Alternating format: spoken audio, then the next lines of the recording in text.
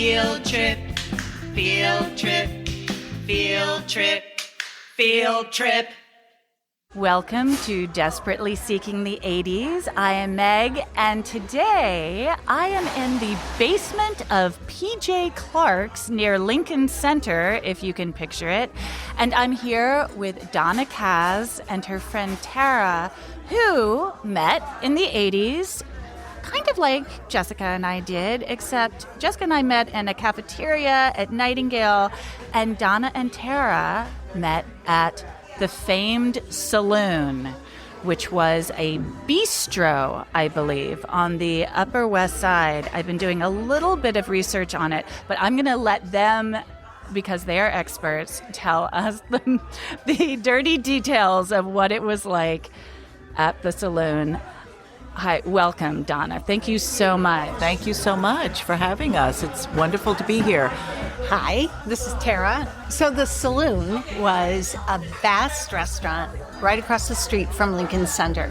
And I think the kind of iconic thing about it, with reference to the 80s, is restaurants of that size really don't exist in New York anymore.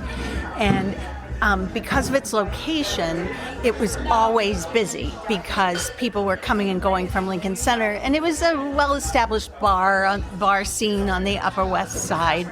And so there was like a battalion of waiters who worked 3 different shifts, 4 daytime. So when you say vast, can you give me sort of a sense of what vast means? How many floors? It was just one floor. The bar was on one level, and the bar was pretty big, but it had 10 stations, if you can imagine that. A, B, C, D, E, F, G, H, I, and X. And so 10 waiters on the floor every night. At least 2... 70 tables? Would you say maybe 70 tables? We have the thing right here. We can count them. But right, check the diagram. But it was huge, and the floor was wooden. So in the 80s, the big thing was roller skating. So we had roller skating waiters. That's what I read about, that it was known for roller skating, which was a huge thing in the 80s. So were you roller skaters? I was not. I was encouraged not to skate. I did not skate either, but I do know that anyone who did skate made better tips. Well, I have to admit, I probably would give somebody more tips if they were roller skating. So you met at the Saloon. First of all, are you from New York City? Where did you grow up, Donna? I grew up in Glen Cove on Long Island, and I went to college at SUNY Brockport and then came to New York right after that. So I came to the city in 1977. That's the same year I moved here, but I worked at the Saloon, I think, from like 82 to 84.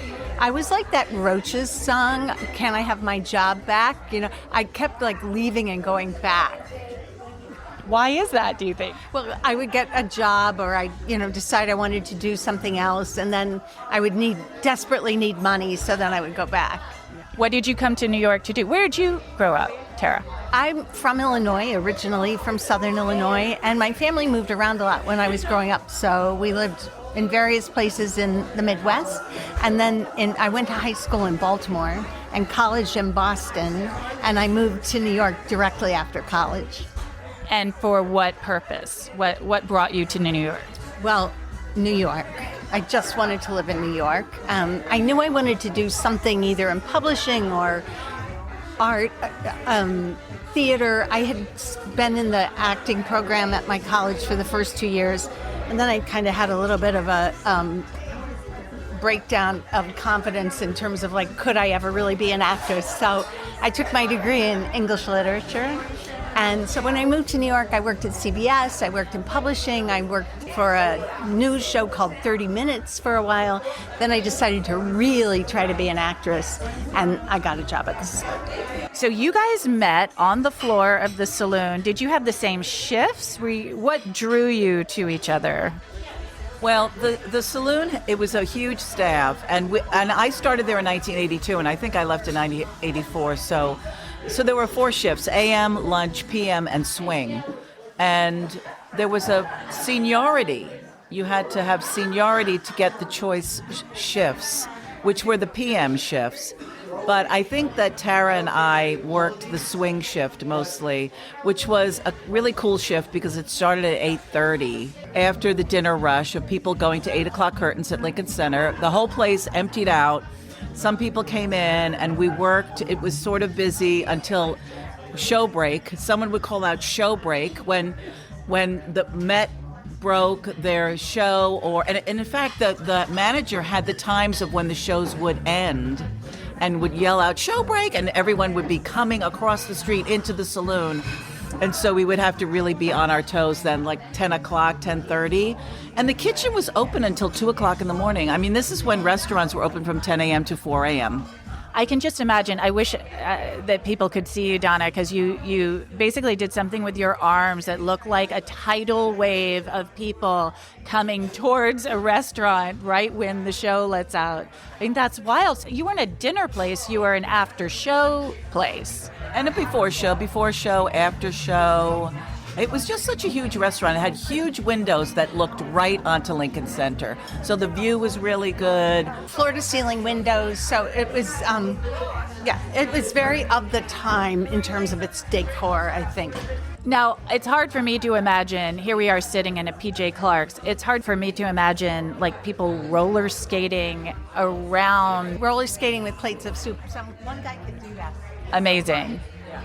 There was one waiter who had actually played hockey throughout his childhood, and he was a fantastic waiter. I mean, they would, with plates of soup, doing twirls, running around, jumping down. There were steps from the kitchen. There were 3 or 4 steps down to the dining floor, jumping down the steps. It was very exciting. Field trip, field trip, field trip, field trip. I'm still in touch with at least 20 people that I worked with. Everyone was an artist of some kind. People were singers and dancers and actors wanting to break into the business. We were all that. But plus, so you have 10 waiters on the floor. You had busboys. There was a side duties person who was just refilling ketchups and stuff. There were bartenders. There was an expediter. There were runners. So, the staff during any one shift, it was 30, 40 people, and you had to bond and get along. And I would say the other thing that bonded us was the way we were treated by the management. We were all kind of in that together. We didn't call it sexual harassment, but that's what we were experiencing every time you walked in the door. And so there was a bonding around that, like that someone would come up to you and say you need to wear more makeup or make a really rude comment about your body. And if you asked a question, the question would be answered with like some vulgar comment that didn't have anything to do with the question that you asked. In that environment, you hold each other's hand as you go through it, I think. Wouldn't you say, Donna? Yeah. I mean, it was a time, the 80s, when we had to suck it up and take this sexual harassment because we didn't really know how to deal with it and what we could do to combat it. We worked with some people, managers, who were particularly brutal in their treatment of the female staff, the gay staff, I would imagine. I don't think that the straight guys got anything, but we were constantly told we weren't pretty enough. Our tits, my favorite line was, "Your tits are shrinking." What? Yes. Many times if you asked the big boss a question, he would answer with, "Suck my you-know-what." And so that's what we began to call him. I have some follow-up questions. I mean, I guess when you were first talking about sexual harassment, I imagined, guys at the tables who had been drinking too much and were, do that kind of thing. But you're talking about like the owner and the managers. And do you think that it the apple doesn't fall far from the tree, or the fish rots from the head, or whatever. Was it because the owner was such a gross guy that all the managers were, or it was like that everywhere? If you had some kind of power and authority. I think it was just acceptable in those days to say those kinds of things, to make those kinds of comments. It was ha ha ha, it's so funny, I'm just being like a guy, what they say now, locker humor. It's just locker humor, it means nothing. But of course, when we were there working, it really affected us because we are trying to be successful. We are young people, we're in our 20s, and we're beat down at our jobs, told we're not good enough, we don't look good enough, we're not pretty enough, we can't serve right. It was internalized in a way that Tara and I never really realized until we started talking about it after the fact. It shows you just how normalized that kind of behavior was. When you walked in the door, looking back, I remember thinking, okay, here I go, and you accepted it. I knew it wasn't right. It was humiliating to me. I think for some women, they could just laugh it off or they could just ignore it, but I don't know.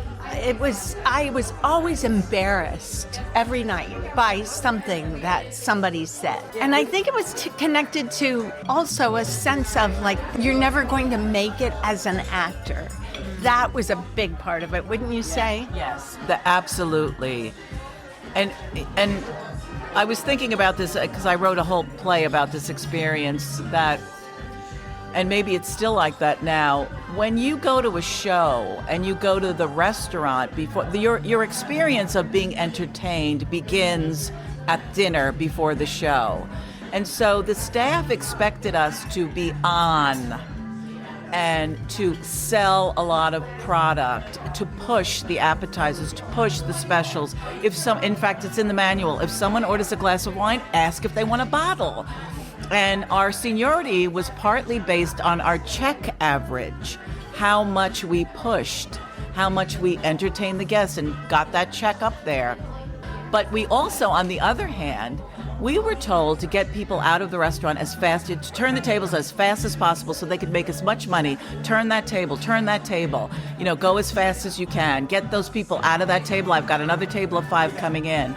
So it was really this sort of irony of we had to really sell a lot, we had to be on, we had to entertain, but we had to also make lots of money and turn over the tables for the restaurant, all the while being told that our tits were shrinking.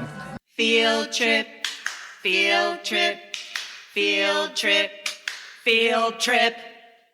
Thinking back to that time when people got away with it because it wasn't obviously bad, but it still made you feel bad, so it was bad, but it hadn't been articulated yet. We didn't have the language to talk about how it made us feel to be dehumanized like that. And there was no recourse to it. So there was no one to talk to. There was no one to...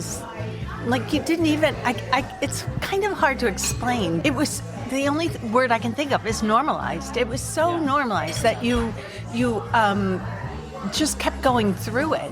And there was also a thing of you will be fired. Oh, yeah. You'll be fired. Eat a piece of cake. Yeah, you'll fire yourself. Yes. Eat a piece of cake, you'll be fired. Do this, you'll be fired. Do that, you'll be fired. Donna can tell you about that. This is from the manual. If anyone eats desserts, they will... I'm sorry, I'm laughing because it's just so ridiculous. If anyone eats desserts, they will pay full price and be fired. Treat the saloon as you would your own home. When your favorite person is about to visit, have pride in where you work. It's the hottest place on the Upper West Side. Encourage new and higher priced drinks. I mean, this was all in the manual. And the thing about firing yourself was it was sort of like a mantra. If you do this, anyone who drinks, if you want a glass of juice, you have to pay full price for it at the bar. If you don't, you will be fired. Or fire yourself. You'll fire yourself. So in any environment where there are strict rules and everything, you can imagine what went on. People drinking, doing drugs in the back. It was like a circus in the midst of it all. Okay, you've got dozens and dozens of people who are working here. Were there different factions within the groups of people who worked there? Donna was in the in crowd, and I was not. I was uncool, but Donna was cool. So wait, I have to know what the in crowd means. Well, I was just, it was, now thinking about it, we had to do these subversive acts to combat this. So, for example, we were never allowed to use napkins as rags, but I always, when no one was looking, would use a napkin for a rag, and I felt very happy when I did that. Like, screw you, I'm using this napkin for a rag. And then what we did was, the swing shift ended at 2 a.m., nobody was there. The managers weren't there anymore. We would just go to the bar and drink for free all night long. And that was also a way that we got over on the management. Were the bartenders kind of separate from the waiters, separate from the busboys? No, the bartenders were all on our side. The bartenders were fantastic, and they were famous. That bar was famous. There was a bartender who shall not be named, but he was such a popular bartender, and there were so many people who would come to the bar just for him. His girlfriend would come in with a huge bag and say, "Hey, can you just store this bag behind the bar?" And in the bag were bottles of liquor that he would just serve and take all the money. So he was fired when they found out about that, but they suffered so much that they hired him back, because even when he was stealing, they made more money. I love that. I can't believe you can't tell me his name. You know he must be so proud of that now. I mean, come on. He probably works on Wall Street or something. The best is the story of the man who put his checks in the ice cream. Yeah, let Donna tell that story. Yeah, so one night, at the height of the rush, this waiter was completely frustrated and fed up with the saloon. So he decided, he left in the middle of the rush. And no one could find, all of his orders were in, but no one could find his checks. So nobody knew who got what. We all had to scramble to cover for him. Which had like a trickle-down effect on the whole restaurant, because no one knew where anything went. And he walked out the back door. So he was sort of like a folk hero to everyone. That he was the Joe Hill of the saloon. There was an 86 list in the kitchen, and he wrote his name on the 86 list and walked out. And months later, when they were cleaning out the freezer for the ice cream, they found all the checks in the freezer. Honestly, this person sounds brilliant. That is the best way to leave a job I think I have ever heard of. Field trip, field trip, field trip, field trip. It zapped you as a person because you were being harassed so much, but also zapped you artistically in that way, in that sense of you were expected to perform and be on. And that was also very draining. You were in the performing arts. Were you in the performing arts as well? And if you've got if you've got a job that takes you from 6:30 p.m. through to 4 a.m., that's like prime performing time. Yes, I mean, I was not a big stay late at the saloon person, but that was mostly because I wasn't in the in crowd. I just went home, and I also lived in the East Village, and I rode my bike to work most of the time. Excuse me. So if I left like at 1 in the morning or 2 in the morning, I could ride down Fifth Avenue, like in the center of Fifth Avenue on my bike, and that was like such a great experience. So I kind of opted for that some of the time. You lived in the East Village. Do you remember why you decided to work on the Upper West Side? When I first started working there, I lived on 92nd Street, and then I moved to the East Village. Yeah. The Saloon opened in late 1979, and I got the job because my friends from college worked there, and they told me there were openings, and so I went there, and I lived on 89th and West End, so I lived on the Upper West Side, so it was very convenient to work there. But also, when you got a job as a waiter, and it was a pretty good job tip-wise. I mean, we did make enough money to support ourselves. So if you got that job, you sort of didn't want to lose it. I mean, you could take time off to go to auditions, you could take time off to do a show, but then you came back and you sort of had this job, which is why some people sort of got. I mean, I felt stuck by the time I left. I was like, I got to get out of here. I'm really waiting on tables too much. But, the whole seniority thing that they pulled on us, too. Seniority was based on higher date plus all of these they were cooperative spirit, kitchen etiquette, guest relations, appearance, and check average. And so you would have a review. Like every 6 months, they would review you. They would sit you down and they would go, okay, your number is now 31. So you can, get on the PM shifts. But then the next day you would look at the new roster and you'd be still on the swing shifts. I mean, it was sort of a joke. And when you say they, was there, I'm imagining like for some reason 3 or 4 guys in suits or something, like cheap suits, sorry, is what I'm picturing. That's pretty accurate. The management staff that I remember most vividly were the big boss, who was the most vulgar, and then 2 people who worked for him whose harassment was less sexual and more almost like psychologically pointed, they were the ones who were sort of like, well, if you lose this job, I don't know what's going to happen to you because you're probably never going to be a successful actor. As I said before, there were women who it just kind of rolled off their back, and people who became very successful. I remember right after I started, one of the waitresses was going to the Williamstown. She was leaving because she was going to the Williamstown Theater Festival, and that was like a source of inspiration for me for months. Like, someone got to Williamstown from here, But yes, someone got out. And when thinking back, like, why didn't we put it all together? Because people got fired all the time, and they didn't end up in the streets. They got other jobs. Like, you know what I mean? It became sort of like a cult in a way to work there and be a part of it. I mean, it seems like to me that there'd be plenty of people who would want to work there. So why did they have to entrap you by like messing with your mind unless it was kind of fun? I don't know. I think that they were also maybe frustrated people too. I mean, why do people put people down instead of bringing them up? It was sort of like, oh, right, the person who went on to Williamstown, oh, she'll be back. That was sort of the attitude. Oh, she'll be back, Well, you know what that sounds like to me is that if there's something better than this, then why am I here? Right, exactly. That's very good, yes. I think that might be, I don't think happy people behave the way these people behave. Now that, in retrospect. Field trip, field trip, field trip, field trip. And this number system I find fascinating. So these guys are rating you. I mean, it sounds somewhat arbitrary. I remember I was told I was going to, okay, you've worked here for 3 years. We're going to give you Thursday, Friday, Saturday PM shift.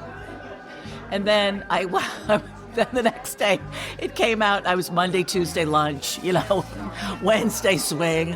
And it was it was a lie. So we actually the seniority thing, I think, is the thing that broke the camel's back, because it was BS, the seniority thing. And I think it was you and I. First attempt at trying to unionize. Yes. I did it again. I've never been successful. Right, exactly. But we found out that there was a restaurant workers union. So we called them up. And they sent a representative to meet with us and told us, and we explained all of our problems, the seniority thing. We all signed the card. Yeah, and do you want to vote for the union? And we said, yes, we would like to have we all signed cards that said, yes, we want to have a union vote. So then what happened is they shut the restaurant down and had a meeting. They have never shut the restaurant down. They shut it down and called us all in for a meeting. And all the owners, and they stood in front of us and said, what's the problem here? We're going to give you guys a huge Christmas party. Did you know that? And health insurance. How would you like health insurance too? Well, yes, please. So is that what busted the union? Health insurance? Yes.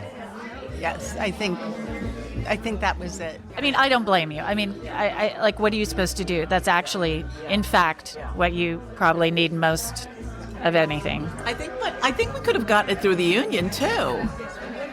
I mean, they were very nervous. They did not want us to unionize, definitely. That would have been terrible for them, which is why they all showed up and shut down the restaurant, which had never been done. I mean, I was amazed. I said, oh, we really have power now. We shut down the restaurant. We're going to have a union vote. But it failed. So you have this moment that actually is pretty impressive. I mean, they could have just ignored you. And would you have been successful at walking off? Who knows? But the point is that you scared them. And we did get insurance. Years later, I met someone who worked for this restaurant chain who said, oh, you're the ones that tried to unionize. Thank you for the health insurance. So like TGA Fridays, like owes you, PJ Clark's or wherever owes you for like health insurance. I never really thought about that. Yeah. That there was an impact. There was an impact, yeah. Field trip, field trip, field trip, field trip. I honestly, it's terrible to say, but I don't remember my final day there. I kind of faded out. Yeah, I think you ate a whole Mississippi mud cake.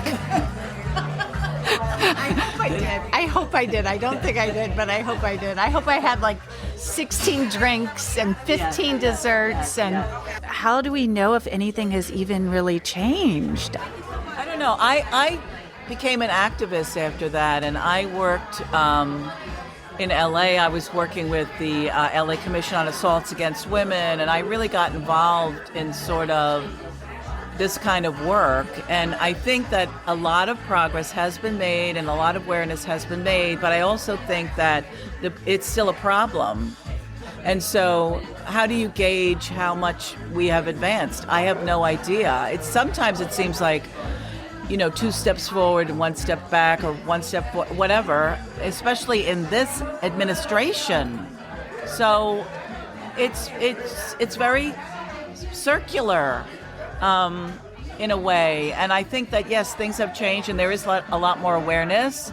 There are lawsuits. People now sue people for doing things like this. And some of them are successful and some of them are not. So we can celebrate the wins and still know that we still have a lot to do in this area.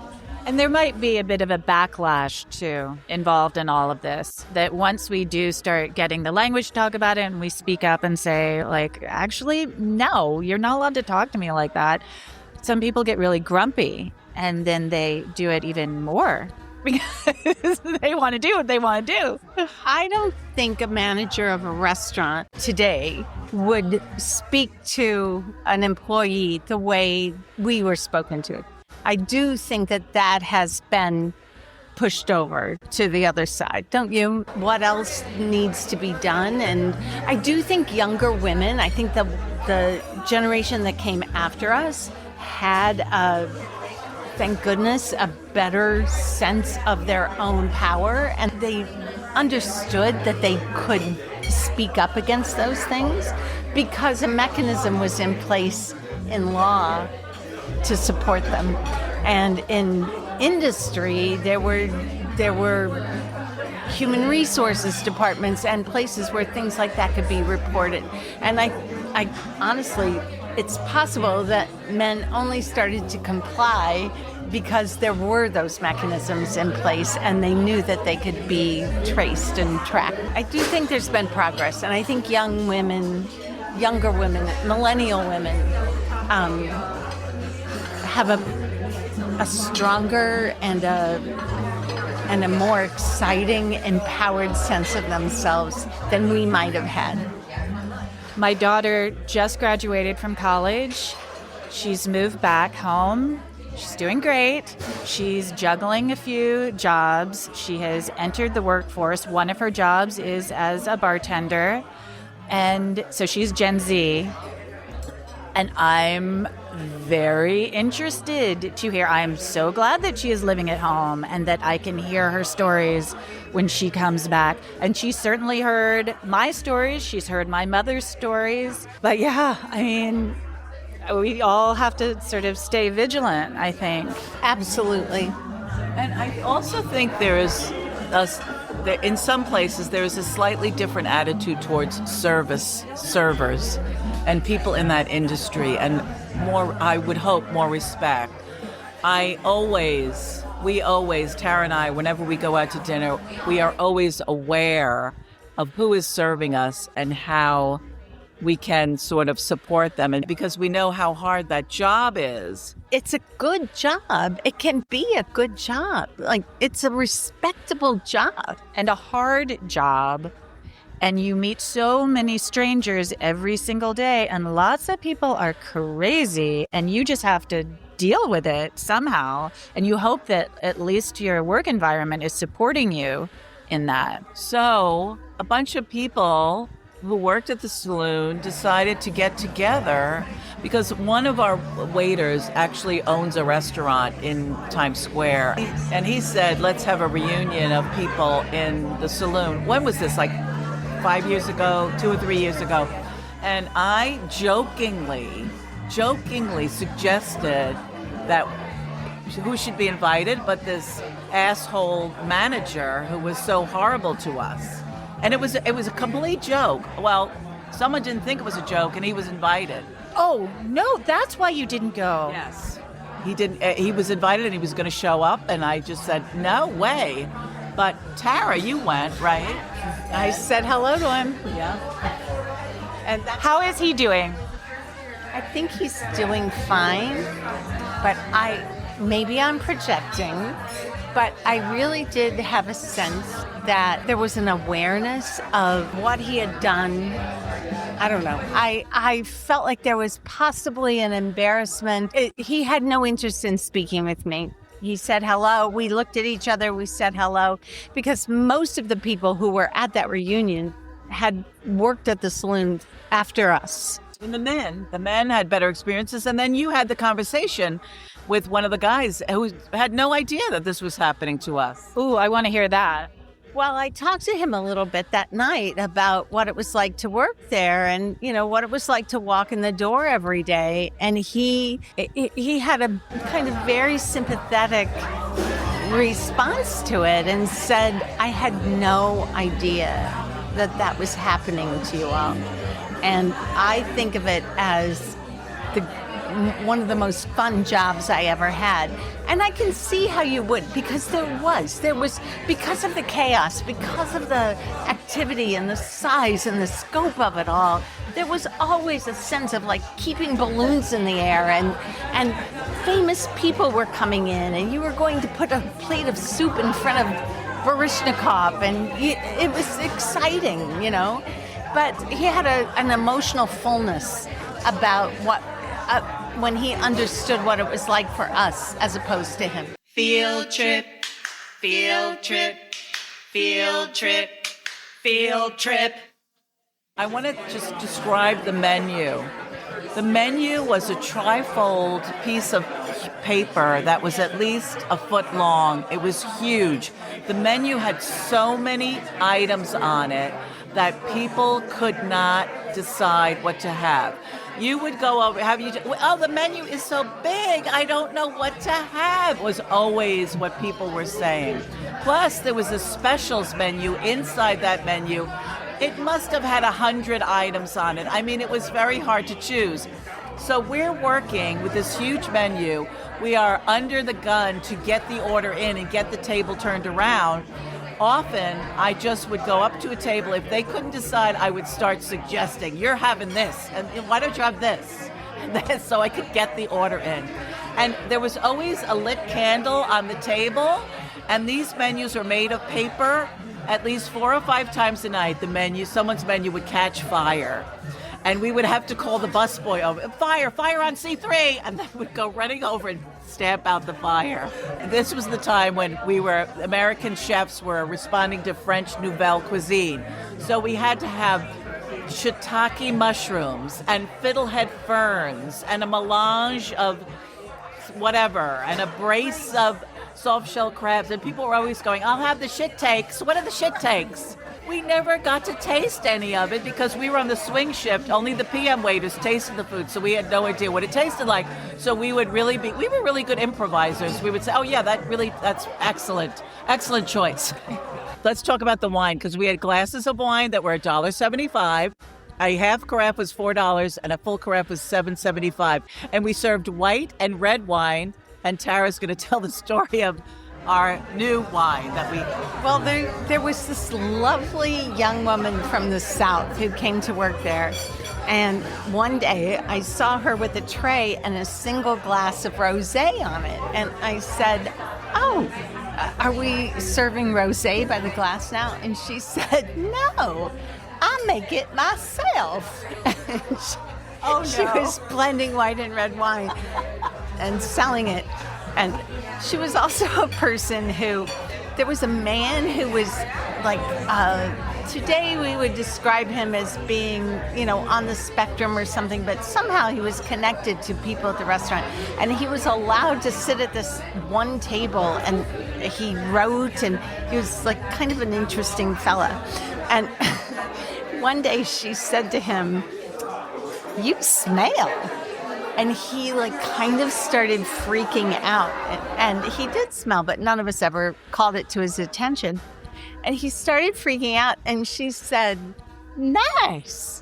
You smell nice." We really did have fun. We tried to have fun. There were many, many things that, they were constantly telling us to circulate, don't stand around. And so there was this one waiter who would just, there was butcher block on the tables. He would just take a huge piece of butcher block and just walk around in circles, holding it above his head like he was going to put it down on some table. So he looked like he was doing something. I mean, there was something called the way back. It was like a garage in the back.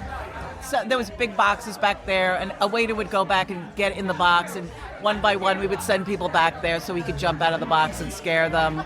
Look, it was right across from Lincoln Center, so people from the Philharmonic, opera singers, dancers, they all came there. A lot of famous people came there that we waited on, and I think Tara there was like a nightly Baryshnikov sighting. Field trip, field trip, field trip. Field trip. We worked at the Saloon in 1980, 81, 82, 83, 84. In 1981 was the announcement in the New York Times of a weird gay cancer happening, and AIDS definitely affected us at the Saloon. We had a very dear bartender, Paul O'Hara, who didn't show up for work one day, and we found out that he had passed away from AIDS. Yeah. That quickly. Maybe he was gone for a week. It just seemed like he was gone overnight, and that disease was taking people so quickly that it was shocking. And it just really affected all of us who worked with him because he was such a doll. We loved him. He was the first person I know who died of AIDS. And I think the first person which was something that we experienced afterwards, a kind of disappearance because the disease could take someone so quickly. I just also have to say that the reaction from Mr. Horrible towards AIDS was absolutely insulting. It was not only the women who got this sort of treatment, it was the gay waiters as well. And especially when that came up, there were really inappropriate jokes and comments made.